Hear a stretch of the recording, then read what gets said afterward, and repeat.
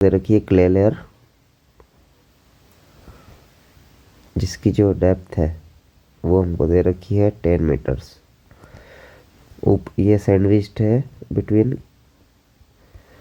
Gravel layers के।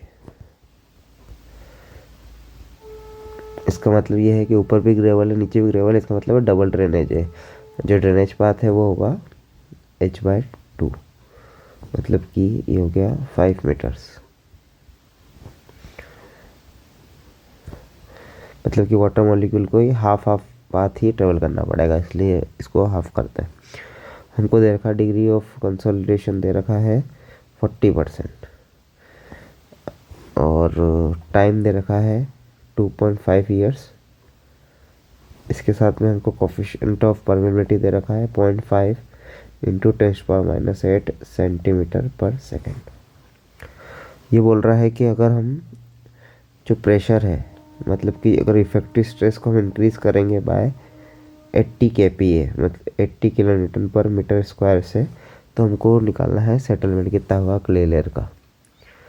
तो इसके लिए हमको एक रिलेशन, 2-3 रिलेशन पता होना चाहिए। एक होता है कोफिशिएंट ऑफ वॉल्यूम चेंज, वो होता है volumetric strength to change in effective stress. जो वॉल्यूमेट्रिक चेंज है उसको हम लिख सकते हैं चेंज इन डेप्थ, और इसी को अपन लिख सकते हैं change in void ratio upon 1 plus initial void ratio. तो यहाँ से जो रिलेशन बन के आता है, अगर अपन डेल एच को यूज़ करेंगे तो del H is equal to mv into H, means depth of clay layer into increase in effective stress. यहाँ पे ध्यान ये रखना है कि यहाँ पे जो h है, ये h है डेप्थ ऑफ क्ले लेयर। यहाँ पे ड्रेनेज पाथ नहीं लेना है, यहाँ पे टोटल डेप्थ लेनी है। हमारे पास ये है, इफेक्टिव स्ट्रेस भी दे रखी है हमको, चेंज इन इफेक्टिव स्ट्रेस। हमको mv नहीं पता, तो mv के लिए हमको दे रखा है इसने, एक तो कोफिशिएंट ऑफ कंसोलिडेशन दे रखा है और एक परमेबिलिटी दे रखी है। तो हमको पता है कि जो कोफिशिएंट ऑफ कंसोलिडेशन वो होता है, सॉरी, जो टाइम फैक्टर होता है वो होता है CVT/d², और एक और जो कोफिशिएंट ऑफ कंसोलिडेशन का फॉर्मूला होता है वो होता है kV/mv इंटू γ/W।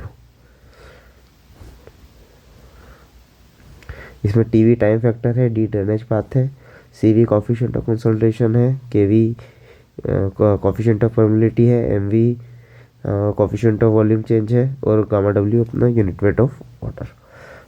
इन दोनों का यूज़ करके हम एमवी निकाल सकते हैं। कैसे? सीवी यहाँ से आ जाएगा TV into d² /t is equal to यहाँ से kV/mv γ/W। वैल्यू रखेंगे। हमारे पास जो कोफिशिएंट ऑफ कंसोलिडेशन है वो लेस देन 60% है, तो अपन टीवी यूज़ कर सकते हैं। टीवी का डायरेक्ट फॉर्मूला यूज़ कर सकते हैं π/4 to u²।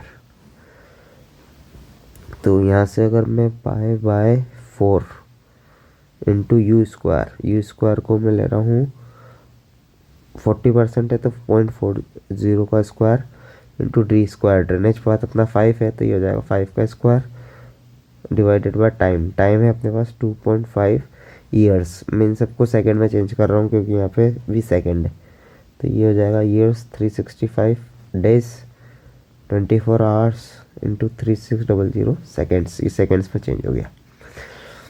Coefficient of permeability दे रखा है अपने को 0.5 इंटू 10⁻⁸, ये सेंटीमीटर पर सेकंड है, तो इसको मैं मीटर पर सेकंड में चेंज कर रहा हूँ इंटू 10⁻² करके।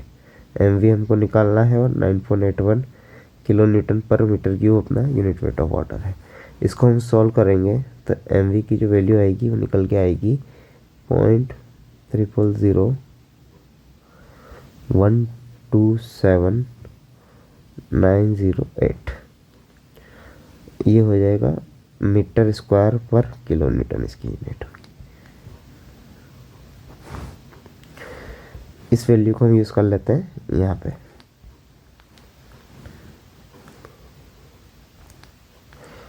इस वैल्यू को हम यहाँ पे यूज़ कर लेते हैं, तो जो सेटलमेंट निकल के आएगा वो आएगा 0.000127 इंटू डेप्थ ऑफ ले लेयर, फुल डेप्थ लेनी है यहाँ पे 10 मीटर्स। हमको के अंदर चाहिए तो इंटू 1000 कर रहा हूँ।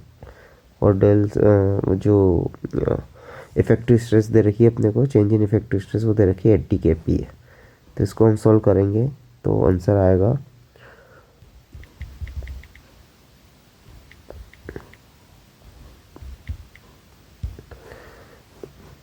102.32 mm।